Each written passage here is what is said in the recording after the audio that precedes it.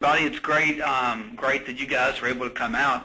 I'm new to moderating on this software, so I'm kind of excited to see how it goes.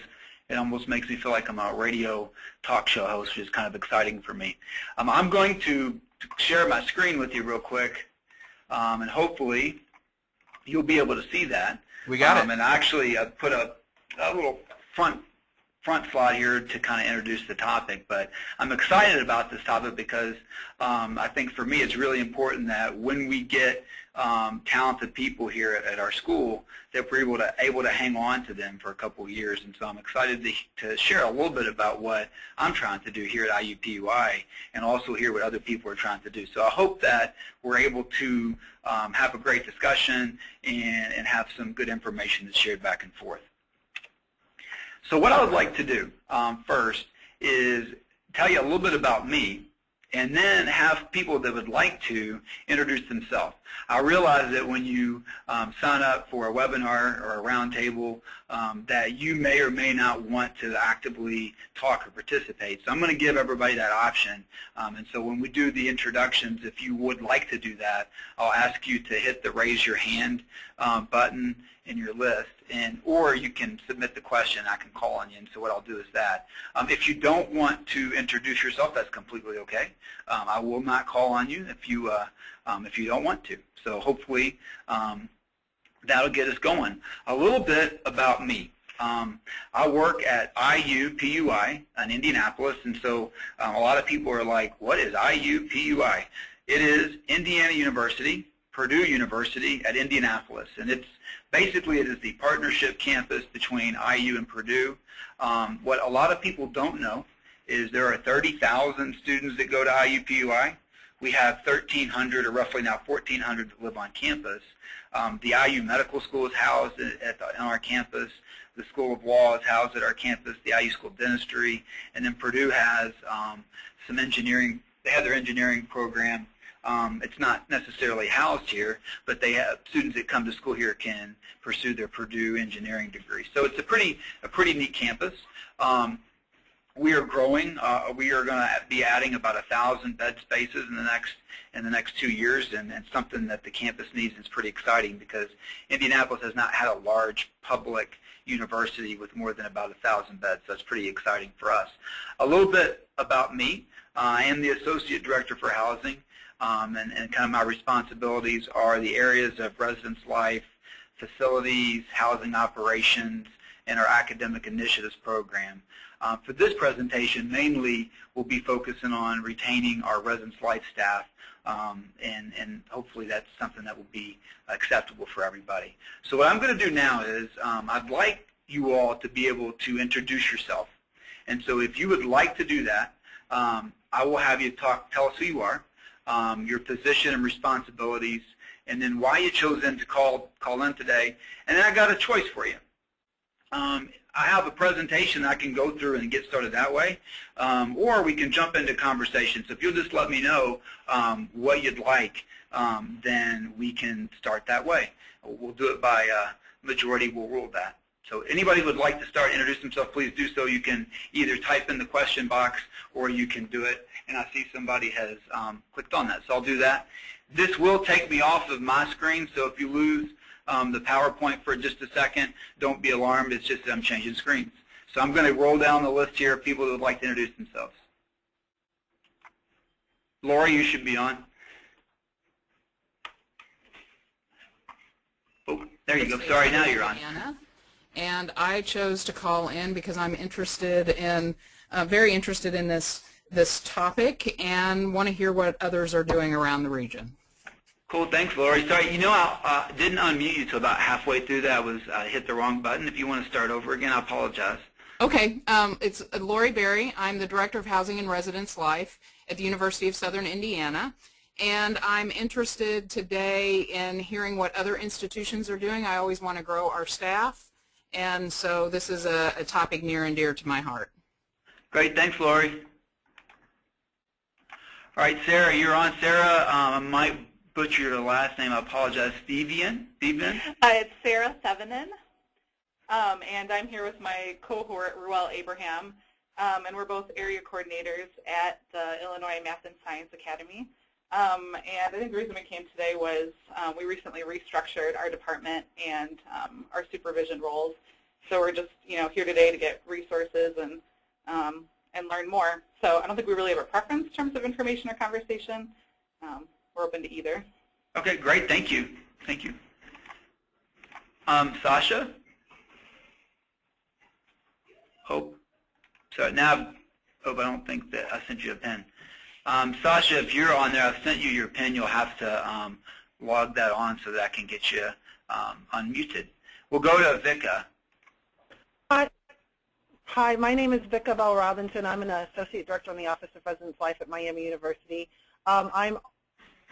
We have a pretty large staff. We have about a professional staff of about 60 people. About 51 of them are entry-level professionals. So it's crucial that we be able to retain the folks that we have. And I'm always looking for new ways and innovative ways to do that. I don't have per se a preference. I guess I'd be kind of interested in seeing what information was prepared and then maybe reacting to that.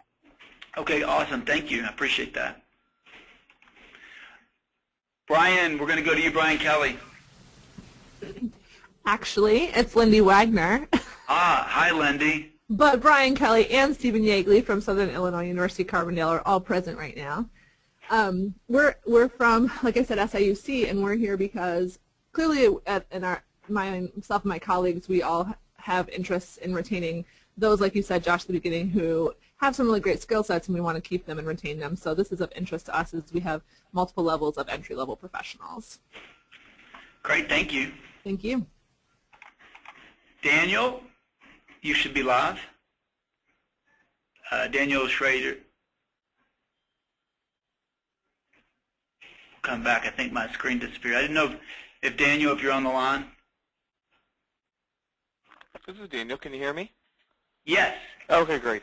I don't know why my speakerphone's not working. Oh, that's okay. I'm from Wright State University. I chose to call in today as the Assistant Director for Residence Life at Wright State for over the apartments. Just get some feedback and best practices. And I could go either way as far as information or jumping into the conversation. All right, wonderful. Thank you. And we have Jamie Matthews.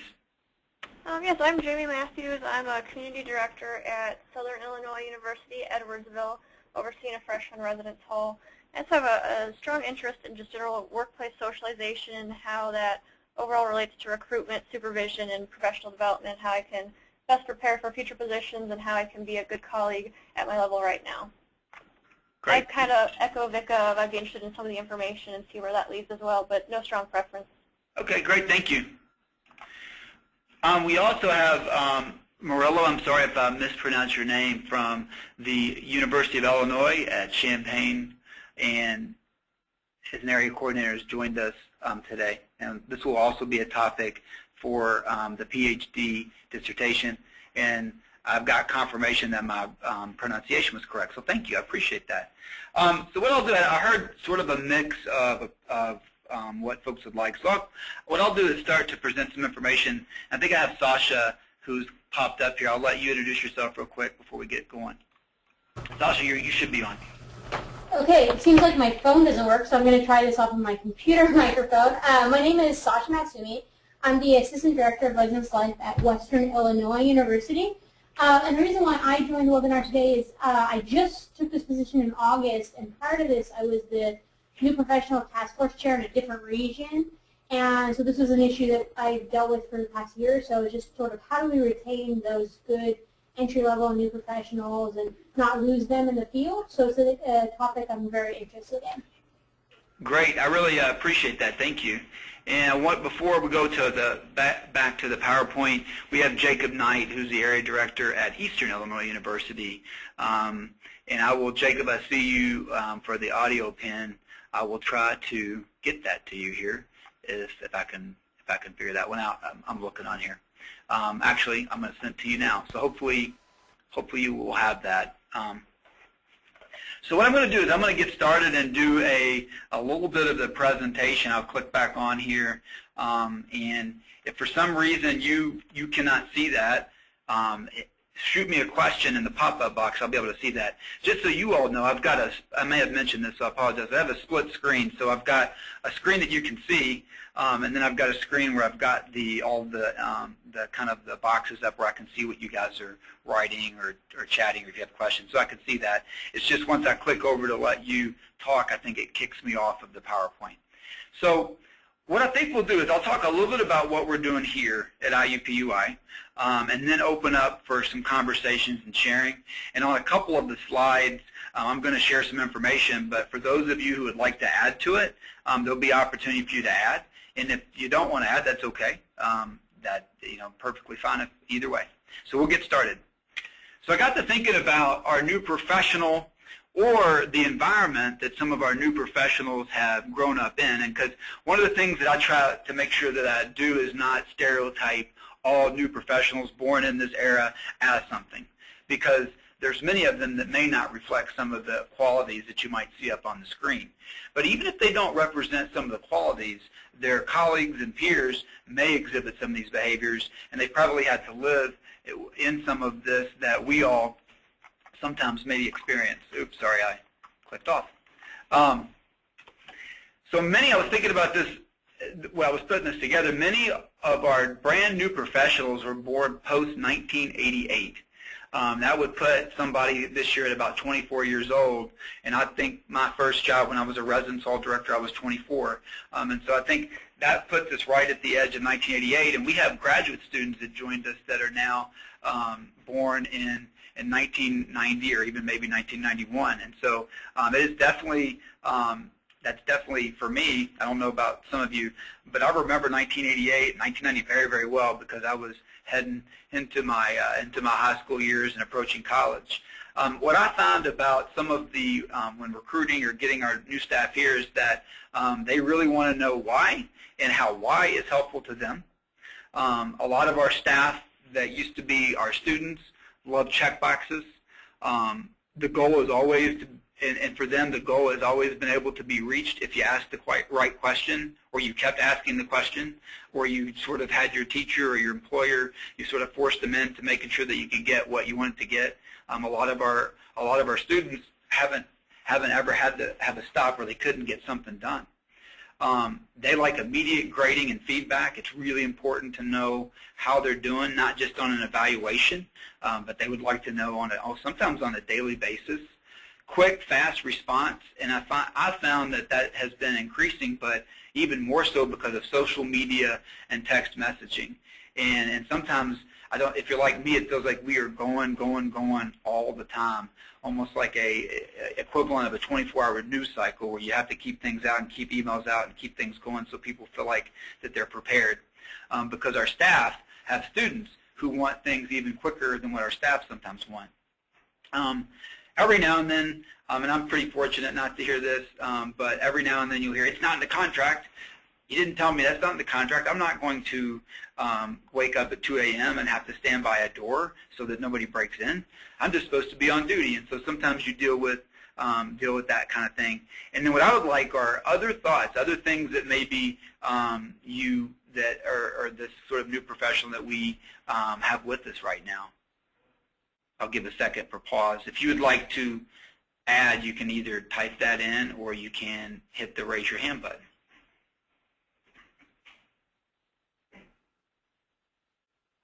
Cool, I'll move on to the next. If ever you want me to pause, just I'm watching both of the screens here, so you can do that. How can impact retention, which I think is what many people want to sort of talk about today. I think that you lose people if they don't see their value and their importance. And I think that that's something that I've really tried to do with our staff from day one, is make sure, and I'll talk about that a little bit later, but just making sure that that they feel that way, because I found that when a person doesn't feel that way, then it's easy to lose them. Need to know how they are doing. Some want major responsibilities even before they're ready to have major responsibilities. And I remember being a residence hall director, and I remember wanting to be in charge of a building, but also having people that knew a lot more than me and could make decisions, and I wasn't able to make the final decision. And it was tough. I wanted that responsibility, but I didn't yet have that preparation. Looking for jobs that seem bigger or better, even if they're not ready. And sometimes I might lead them to leave before they're ready to go. And so one of the things that, and I'll talk about what I try to do, is make sure that we're talking about when they are ready, and then when we're hiring people, making sure this is the right sort of position for them. Sometimes we go to these job placement conferences and they forget that they're the candidate during the recruitment process. I sort of get alarmed when I feel like I'm the one that's the candidate, and vice versa, and sometimes you can see that. And how about, you know, any other behaviors that you've seen? And a couple comments have popped up in the chat box that I'll reiterate. But if you'd like to respond to this slide in particular, I see a hand and I see a comment. So I'm going to go over to Sarah. Sarah, you should be live. Hi. One of the things that I've seen with the first-year staff that the ones that I feel like might leave us before the school year's out, is just when they feel isolated and that they haven't made a lot of personal connections yet, and they kind of blame that on the institution rather than maybe what they're doing, and trying to help them to get to see, you know, the bigger picture and what their impact is before they feel so isolated that, you know, they've really kind of secluded themselves from their job and their coworkers. That's a wonderful point. I totally concur with that. Thank you. I want to go to our SIU Carbondale folks. You guys are live. Yeah. This is Stephen Yeagley. I think that another behavior that we're seeing, and I think it matched what was in your previous slide, is with the check boxes, is they're really focused on their resume and what they need to put on that. And so I think something that we've seen with a few of our professionals is that they're looking at doing 2 years at entry level at one place and then moving to another institution just so that they can have another school on their resume. Yeah, that's a great point. Thank you. I wanted to highlight a couple points that came in on the question feed. Lori from University of Southern Indiana talks about balance and you know, balance issue more so than when I was new professional in the 1980s, and I think that's so key. And where I see it here is this week we've had a major facility issue, and it has required us to call upon our Res Life staff to be here almost 16 hours a day. And it's really, for them, balance-wise, we're having to push them out the door and put them on shifts and say, hey, you got to go away. You can't stay here for everything. You got to go get some personal time. And then Morello says, you know, sometimes our new staff want everything in writing, responsibilities, duties, and I think that that's true. And I've got a, later on in the presentation, I have something that I give all of our staff that I hope that they put up on their desk and they look at. Some of them they put it on their desk and they don't make fun of me, but they probably joke about me. What I'm going to do is move on to a couple of the next slides, and I will open it back up for some more discussion here in just a couple minutes, if that's okay. So you should see me back over. My perspective, and this is something that I've tried to do at IUPUI, and I think I should tell you a little bit about why I have this perspective. We are small. We are sort of unknown, and we're not necessarily a place where people are going to say, oh, yeah, I know IUPUI. We're a place that's emerging, building, and developing. And so what I've tried to do is talk about IUPUI as a program. And some of you know me and some of you do not, but I'm a very sort of sports-minded type of person, and I try to keep my sports analogies at bay because not everybody is that way. But if I had to kind of define my leadership style in a word, it would be a coach. And so one of the things that I talk to our staff about is that when they join our program, you know, you are joining a program, you're joining a team. And that on this team, everybody's got a very specific role and purpose, and that we don't hire anybody by accident. And so I think with a new professional that may want to feel valued and have a role and have an important role, I make sure that they know that we didn't hire them just because. We hired them because they were great and because they're going to fit a purpose that we really need or don't have. I'll let our staff know that our goal is to have all of our employees learn to do their job extraordinarily well and to help them become the top candidate for their next step. And so right from the get-go, especially with the folks that I supervise directly, we start talking about how is what you're learning today going to help you be the best candidate when you're ready to move on to the next step. And then I'll talk about how we let them know what maybe their next step could be in some of those skills.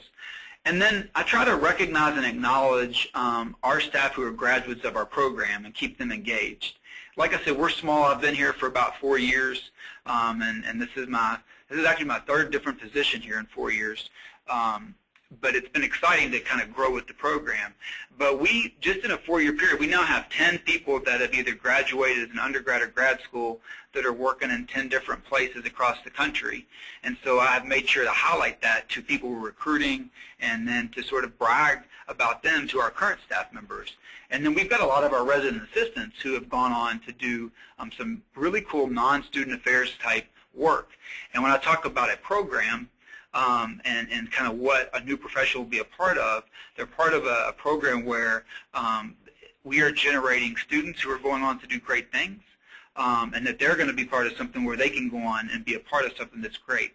And I think for this, maybe for this generation that needs, and I think I'm the same way actually, so I may not say this generation, but I think for those of us who are really want to be a part of something special, that is something I'm trying to capture here in Indianapolis, because we have a great city and a little bit of an unknown university, but it's emerging, it's growing, it's developing. And so I try to work with people interested in us on, do you want to be a part of something where you can grow it, develop it, maybe change it, because if they want that, this is a great place for them. And so make sure to be upfront about that.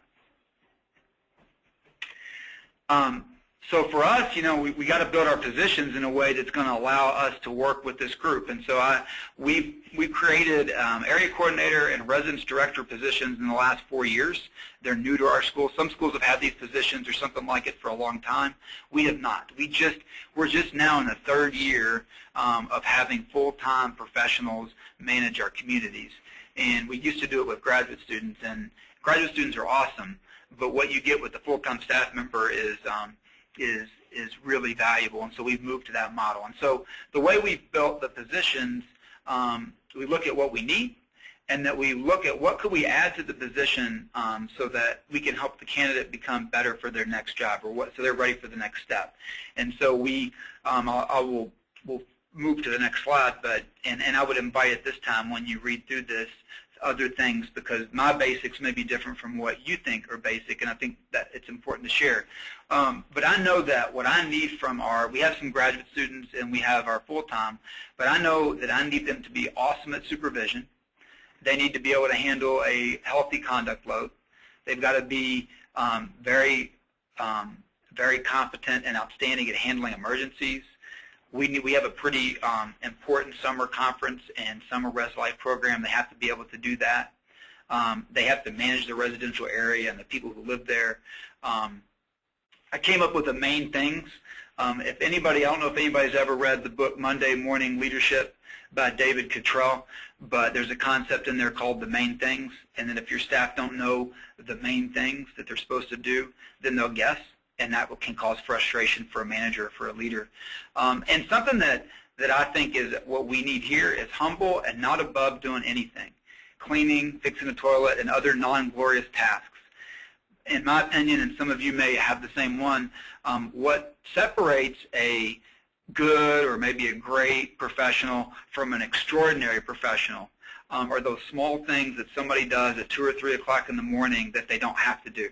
And a great example is, if we have a toilet that's clogged up, a good professional says, I'm supposed to call the maintenance person. And maybe a great person says, I'm supposed to call the maintenance professional, I'm supposed to close the toilet. But an extraordinary person that you have goes and finds the plunger and unplunges the toilet. And they never call the maintenance person. They make sure they only do that when they're ready.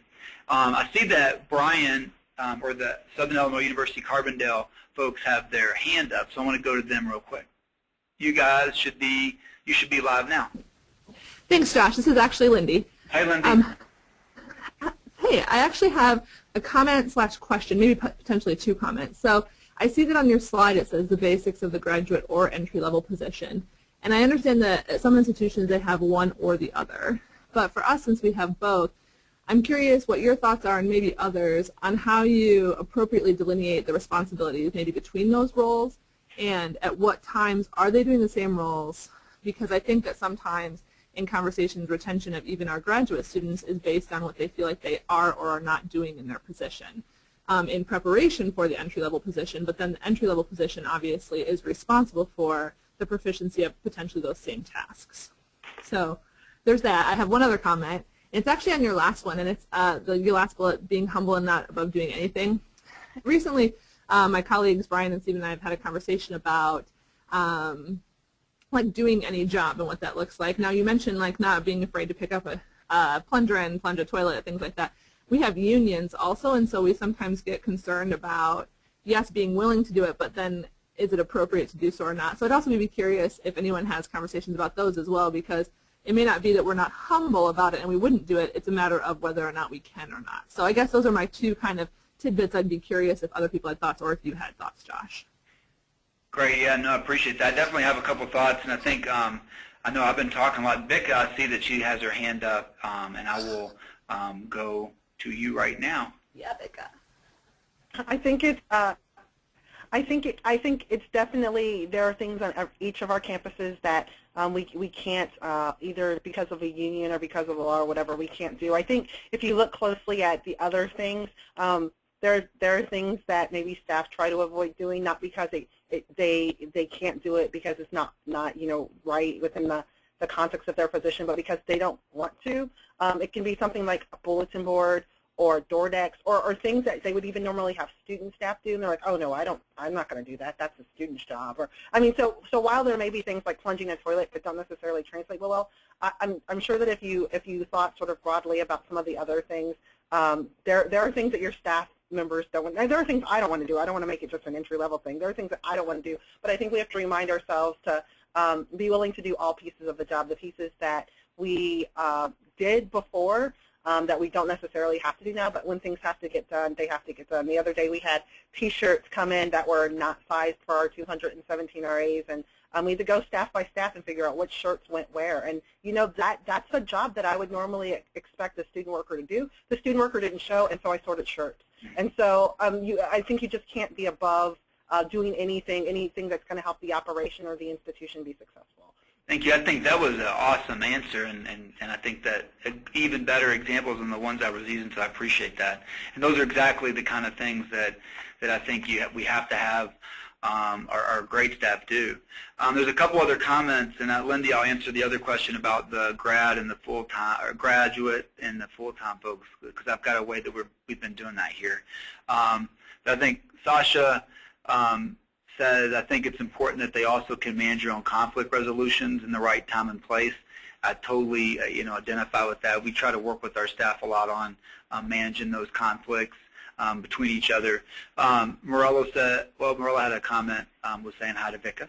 And then Sasha again says, our new professionals leave because sometimes they struggle with the interpersonal dynamics and working in such a feeling profession. I think that's really true. That sometimes, we have to do things that don't feel good. And I being a blue on the True Colors myself and a feeler on the Myers-Briggs, that's a conflict I can definitely identify with. And Lindy, one of the things that we struggled with that for a while, because we had a graduate student in charge of a full-time or a whole building, and we had graduate students that were supervised by our area coordinator position. And so what we did to try to help alleviate and be more clear about who got to do what and how much was on somebody is we actually took our largest area where we have about 800 students, and that's where our area coordinator manages that area, and then she has 3 graduate students, and they have 3 staffs in that area. And so she is responsible for doing a lot of the stuff, what I would call the other 20 hours or other 15 hours that the graduate students can't work, and making sure that things don't fall through the cracks. But the grad students all work as a team in one area. And then we put our full-time hall directors in charge of their own building. And they don't have a graduate staff with them, but they are the person that's responsible for the building, and they and their role is easily separated out from our students because they kind of can see, oh wait, this person has a building, this other person's part of a team that manages an area. And so that's really helped. That's something that I started and changed up last year because we had that sort of problem.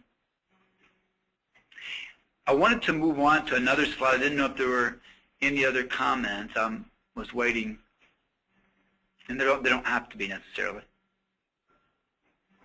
I'll move forward. Next level, this might really spark some good conversation. I made a list of some of the things, and I'm sure there'll be some others of what next level looks like. And kind of what I would look for, the difference between a hall director and an area coordinator, or maybe an area coordinator and assistant director, is somebody that has had full responsibility of a major area that impacts the department. At our school, we are not big enough to have like an assistant director for selection or assistant director for training or something like that. So it usually falls to somebody that is also a hall director, an area coordinator. So selection training, our summer OQI program that we started this year, our Res Life, one of the things I'll let the staff that we're recruiting to get it to the next level know is that they will be fully responsible for one of these things, and that when they're interviewing for a job, they'll be able to say, I was responsible for selection. If selection didn't go well, it was my fault. If selection went well, it was because I did something about it. And so that's something I really try to provide for our entry levels. And sometimes our graduate students, we've had some pretty good graduate students that have come through here that we've given a program to, or given something like this to, but only if they're ready for that. I think the next one is learning how to build a process rather than recycle a process.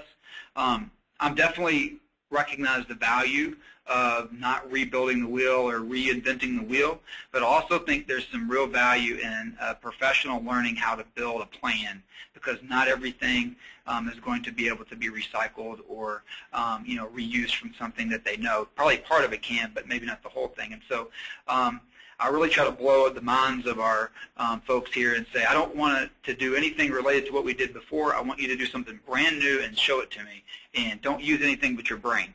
And I think when people go to that next level and they're in charge of a department or they're in charge of an area of a department, the director of housing or the associate director of housing is going to expect that if there's an issue, like if they don't have an emergency plan in place, for example, they're going to expect that that assistant director or that area coordinator builds it and puts it in place. Hopefully everybody has an emergency plan. But when I came to IUPUI, we actually did not have a written emergency plan, and that's one of the things that we had to implement.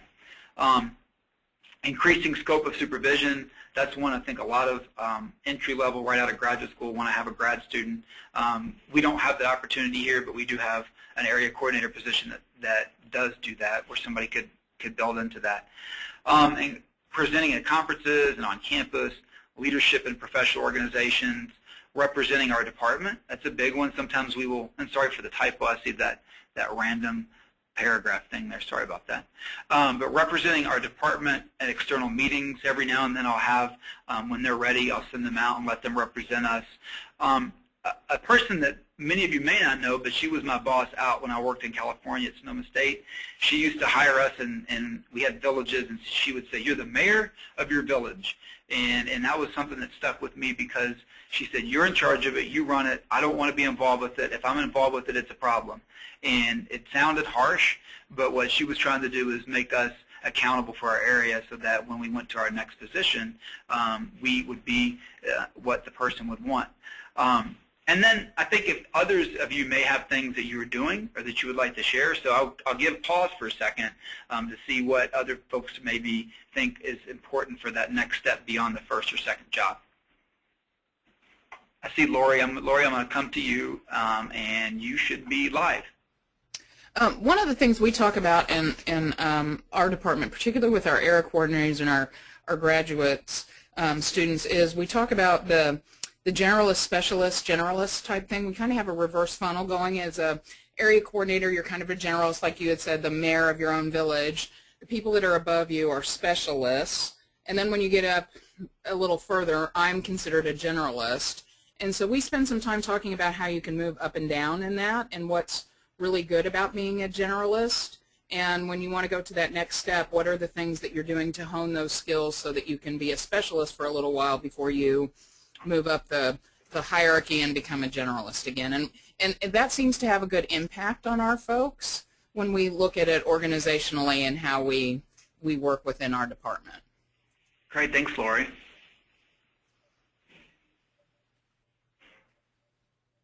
Any other, I'm looking to see any other hands or comments. Okay, I'll move forward. Oh, I see Vika. Vika, I'm going to come to you right now.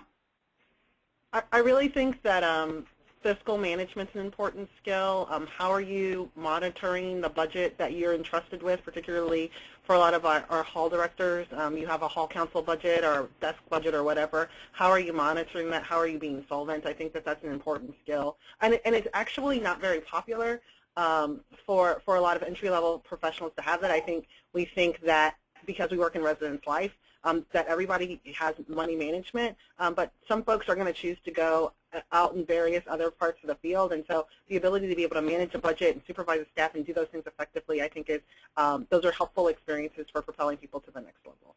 Absolutely. Thank you. I appreciate that. I'm going to come to our Southern Illinois University at Carbondale folks. Here you go. You should be live. Thanks, Josh. So if someone mentioned it a little bit, I'm sorry I didn't necessarily hear it, but I think something that I think is really important as well is falls under supervision, but is very specific. I think it's accountability and accountability conversations, because I think we've learned a lot too that people who are in their entry-level positions aren't as comfortable or familiar with those aspects, and I think that if they haven't done it in the time that they've been in those positions, they're doing a disservice. Peer-to-peer as well, I think, because a lot of times they don't know how to have those conversations. Maybe they do, but not everyone does. So I think it's something that they would gain from the experience. Great. Thank you, Lindy. Welcome. And I see Lori has seconded Vic's comments about fiscal management, so I wanted to acknowledge that comment. Is there another, sorry, did I cut you guys off? I saw a hand again at it. I know, that's what I was like, I was almost going to do that. Oh, sorry. All right. I'm going to click back over here and go through a few more things. Is everybody able to see? It looks like when I show my screen, I have it paused. Would somebody be willing to type in? Okay, good. Lori says yes, good. I just saw the pause there. Just wanted to make sure. Thank you guys for the, it doesn't change. Oh, thanks, Jacob. I appreciate that. So I want to briefly talk about recruiting. I know we're not talking a lot about that, but I'll just emphasize a couple things. Most of us probably are personalizing emails to people at the job, at job conferences or when we're doing searches. One of the things that I tried to do, and it really worked, and I didn't realize that it was any different than maybe a lot of folks are doing, but I restructured all of our interview questions just to cut to the chase and to be very specific. And so like what an example is, instead of asking a candidate about how they would supervise the staff, I would say, I'll pick somebody that works here. I would say, Kat, I want you to pretend it's your first staff meeting. What are you going to tell that group of students that are looking at you that they're going to get from you as a supervisor? What can they expect? How are you going to communicate with them? How are you going to get their trust? And so started to ask sort of a lot of questions that were direct and specific, sort of unusual and fun to see how they would react. But I think it also communicated a level of seriousness about the position in terms of how we were looking to approach it. And other folks may be doing that, but that was something I found helpful because it really helped me figure out if a person would be a good fit, if they were really paying attention, and if they would work well for me, because that's the kind of thing that I do quite a bit, and I can, when I get into a really big hurry, I can start asking really direct questions, and sometimes that freaks out the people that I'm supervising. So I try to mimic what it would be like to have me as a supervisor when I'm doing the interview process. I do a good bit of time at the end of the interviews every single time, whether it's the first interview, the second interview, or the on-campus interview, walking the person through why I would like them to be a part of our team, and what exactly about them do I see, as being helpful to us, and then talk a lot about in 2 or 3 years where I think they could be. And so for sometimes, like I talked about IUPUI, I found that when we had our first round of hall director searches that we were fighting an uphill battle against folks that people knew about, and so I really had to talk a lot about how I can help you become what you would like to be if you come here. And it was a little different than maybe other people were able to sell, but I knew because we're smaller, we don't have a lot of professional staff here, that's something that I could promise, is that I can spend a lot of individual time working with you. Now, when I used to work at the University of Georgia, there were 13 hall directors and 6 area coordinators. There was no way that, in that situation that the person that hired me could give that sort of attention. But in a smaller scenario like we're in, we're able to do that. And something that I think is important is I'm kind of looking for the best part to fit our team, not necessarily the best part. And if you think about a car, you might have a great engine, but you don't need 2 of them. And so sometimes you need a tire or a wheel or a trunk or a roof. And I try to let our staff know that they can't compare themselves to another part of the team. They're on the team because they're the best part at where I need them to be. And so I try to make sure that we're looking for that. I know recruiting might invite some other opinions and conversation, so I don't want to just move on to the next thing unless you would like that. So I'll pause for a second and invite any kind of conversation that might be anybody might want to have.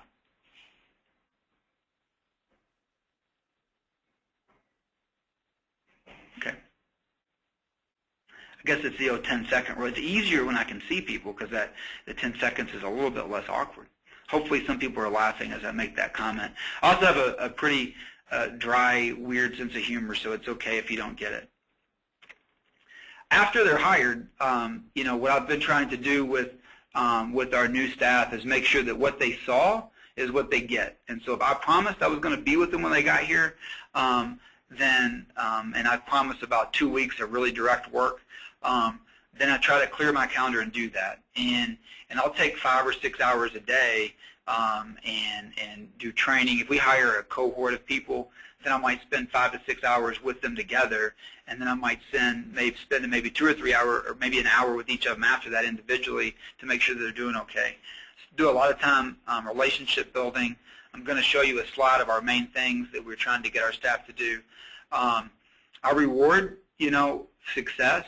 And so one of the things I like to do, some of you may have a commute or you may not, but I've got a commute. And so one of the things that I'll do, even though it may be against our state law, it's not against state law, but I do call people on the phone and when I'm on my way home or on my way to work to check in on them.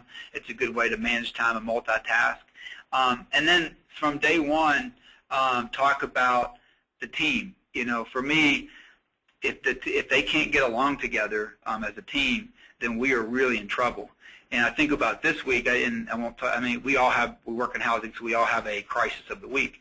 But in our current crisis of the week, it has required all 4 of our professional staff members to work really well together.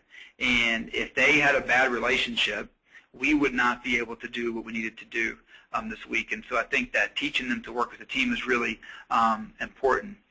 Sasha has a great point back on recruiting, says, I think that a real day in the life of an RD or a CD or a HD list for interviews is helpful. And I think that's a really great point, really great point. And Jamie Matthews says, calling employees during the commute is also a good way to encourage them to go home and not be working, establishing healthy work habits. I think that's an outstanding point as well. So thank you both for submitting those. The last part is showing them looks like Becca, I think, mentioned this, and a couple folks, I apologize if I don't get it, but sitting in the office making sure the T-shirts get out the right way, even though it's a really simple task, it backs up the idea that everything matters in what we're doing, and everybody can be a part of being great. And probably many of you also, when you do have a problem or an intense situation, showing up and managing on site and supporting on site, even if it's not talking in front of a group of people, I think if they feel that support and that sort of that follow through, it's a really good way to show them what's good. Lori says, I think a good one. I try to be the first in the central office and the last to leave, which means sometimes I have shooing our staff out of there is not an issue. Let me read that again. I'll try to be the first in the central office and the last to leave, which means sometimes I have shooing our staff out if there is not an issue to work on. And I think that is a valuable point. I think probably many of you can relate to the idea that there's always work to do in housing residence life. Our work, it's not like we can just get everything off our desk and that nothing is going to come back on the desk before the day's over. And I think sometimes knowing when to leave and come back is a really important skill to have. Something I'm not gonna go through, but I think I would share. I won't go through it all together, but I try to make sure that our staff have two things on their desk or up on their wall. One is, and RLST stands for Residence Life Supervisory Team. But I want them to always remember what we're about. You know, and you guys try to keep the main things down to a minimum. But making sure that they know that we want them to be great supervisors. We want them to have a social justice-based perspective in everything that they do. Proactive and effective problem solving. We have a couple terms, resident leader interaction, which is making sure that our student staff know their residents. That's our first priority. Our resident-resident interaction, making sure our residents know each other so that they have good community. And then we're trying to create an exceptional program here at IUPUI. We've got some really good places in Indiana, a lot of great housing programs that have been around for a long time.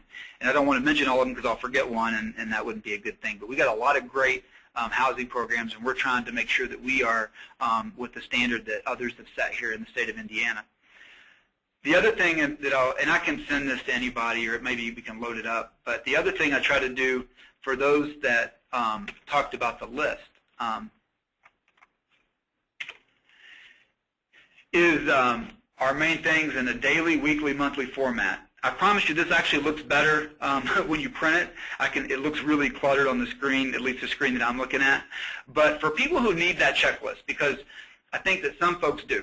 And so what I try to do for people who really need that is let them know on average, so there's more to this list, but on average, if they don't know what to do, if they get so stressed out they don't know what to do, take a look at this and figure out, start with your daily, make sure you're doing those things. Look at your weekly, make sure you've done those things.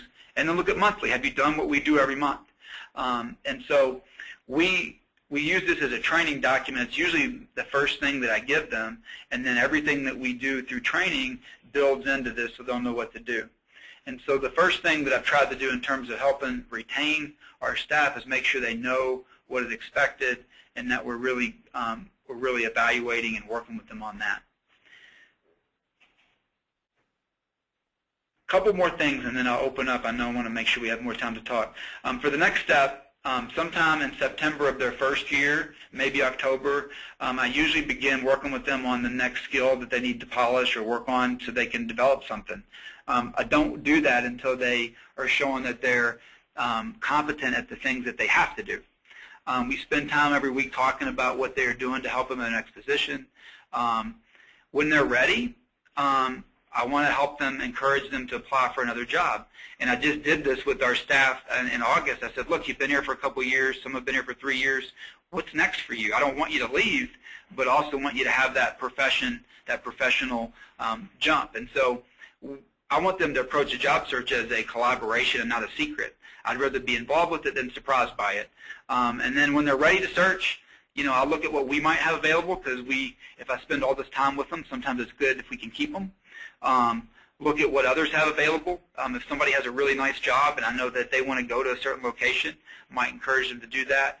And then when they're ready to advance, I think it stunts their growth if they don't move forward unless they have a real compelling reason. And so try to encourage them to move on. And I found that when they think that I'm really invested, and it's not even think, I think they know in their heart I'm invested in them, that they are really willing to stay and do a great job. Other comments? I know I have a couple other slides that are on here, but you know, how this has been beneficial, but I thought I would pause and let some folks talk because I know we're running up to the 2 o'clock hour. So I'll open this up. I'll let you read this slide, and I'll watch for hands or questions.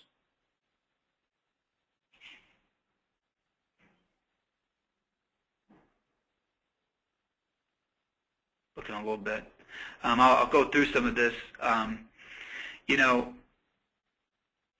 a couple of things that I think are important. Staff may not have understood what I was trying to accomplish with them, but they quickly learned why at their next job. I'll give an example. One of the things that I ask our staff to do every single day, and if not every single day, then 3 or 4 times a week, is to go up to our housing operations staff that does contracts, assignments, room changes. go find our facility staff, go find our financial person and talk to them, and not ask them for anything, but just talk to them, say hi to them, build a relationship.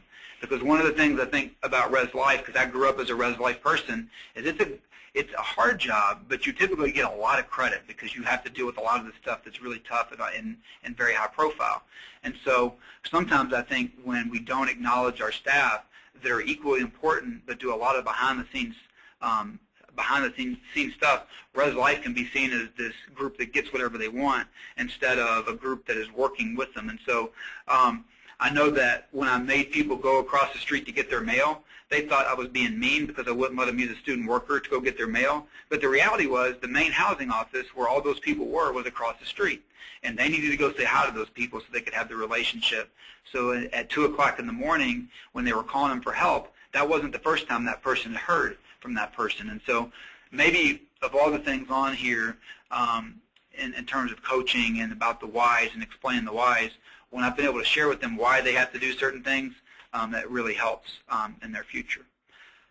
And then I think we have been able to hang on to our professional staff. We've had a person that just received a promotion, and then I've got 3 people that have been here for 2 or 3 years. So we've got a good continuity going here, which is nice. And I think that approaching it this way and trying to be very hands-on and treat people like they value and that they are very valuable has really helped us out. We had a great participation rate. This would be the point where I would open it up for any other conversation you might want to have. I would particularly be interested in, I would suspect some people have taken this to a different level, might have a portfolio or a notebook approach for a staff. It's something I've thought about, having like a portfolio of when you've done these things, you will be ready for the next step. I don't know if anybody out there has something like that they'd be willing to share.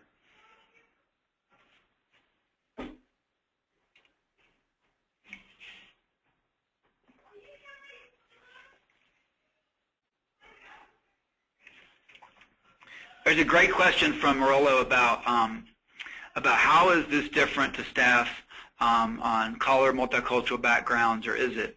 And I see Jamie also has her hand up. What I would say for me is that we spend a great deal of time talking about social justice and having a social justice-based approach to our work. We spend time talking about where we come from and our backgrounds. We spend with our professional staff a good 2 to 3 days with diversity, human awareness training, and we do that with our staff. And I try to make sure that I do a lot of listening where people are coming from instead of assuming, because I would never treat somebody differently in terms of how I would help them based off of their background. But I definitely would want to know from them where they're coming from and their perspective would impact their ability to see me as somebody that would be good for them. Because I'm really interested in what do I need to do to adjust to meet them. And sometimes for me that means that you have to listen and really pick up on nonverbals and open that conversation up. Jamie, I'm going to come to you. I'm unmuting you now. I was just going to say that we use a community director portfolio here at SIU. We started this past year. Something that we work on mostly all through the year, but also the spring semester, and it's due during the summer for the community directors, and it really lets us highlight on what we've accomplished, and that way it acknowledges that what I accomplish in like my 2nd or 3rd year in the position won't look the same as someone in their 1st year of the position, but it lets us talk about our growth. It also lets us do some assessment for the department, so we talk about conduct and student conversations that went really well and students that we weren't able to get to, or what our staff supervision looked like. And so we really get to tailor that within the context that we're given to match what we would like to showcase. And then we also, and part of that, include a cover letter for a position if we were to apply for one, or whatever our next step might be, so that we're practicing how do we translate those skills, even if we're not like actively job searching or looking for that next step yet. Great, thank you, Jamie. Vika, I see you. I'm going to come to you, and you should be on right now. I think the question about how is this different for staff that are multicultural underrepresented, I think is a great question. I think that a lot of the things that we would do to retain a new professional or to retain a group of new professionals in terms of helping them understand their unique role, the unique presence that they're having, the impact that they're having on students, connecting them with the institution. I think a lot of those things translate across difference. But I think some differences are that if your campus has, we have at Miami an association of Black faculty and staff. We have other associations that exist to help not just residence life staff or student affairs staff, but staff and faculty all over the university that may identify as underrepresented. We have those associations at our school. My guess is that your schools have something similar. And so making sure that your residence life staff, particularly if they're from an underrepresented group, know about those resources external to your office, I think is a great way to connect them with people. It's a little bit, another way to connect them with the institution. So particularly if you're at a small private school, where there's not a lot of diversity maybe represented in your visual diversity represented in your department, it's important to connect them with faculty and staff outside of the scope of your department so that they can get a sense of other people that may have some similar cultural experiences to them and what how those people operate in the guise of the institution. Thank you, Vic. I really appreciate that. Thank you. We had one more comment from Rollo. We use a professional development plan, a PDP, to have intentional conversations with resident directors about their career and skill development. I think that's a terrific idea, and I appreciate you sharing that. I know that we are about at the time. I think it's right at 2 o'clock on the East Coast time and 12 o'clock, or I guess 1 o'clock Central time. I'm definitely willing to stay on the line for other questions, conversations, but also recognize that you have probably another thing that you may need to get to, especially on a Friday afternoon. And so I'll close for those who need to go by saying I really appreciate you getting on the line today. I appreciate the opportunity to be able to present and talk and share. And I hope that you all have a great weekend. And if you want to have more conversation, I definitely would be open to talking and conversing. Thank you, Josh. Excellent presentation today. Just as a reminder to everybody, the recording of today's roundtable will be available on our website starting next week on Monday. It's under the resources heading at www.glucuho.org. Also, just a quick reminder, conference registration for the Glucuho Annual Conference in November is currently open. The early bird rate goes through the first week in October, so be sure to get your registration in early. Also, we are currently accepting registrations for the third annual, I think it's the fourth annual, Multicultural Competencies Institute. That'll take place the day before the conference begins on that Sunday. Registration is $75 per person and is limited to the first 25 people. Thank you again for joining us. We look forward to seeing you in at the annual conference in November. Have a great day.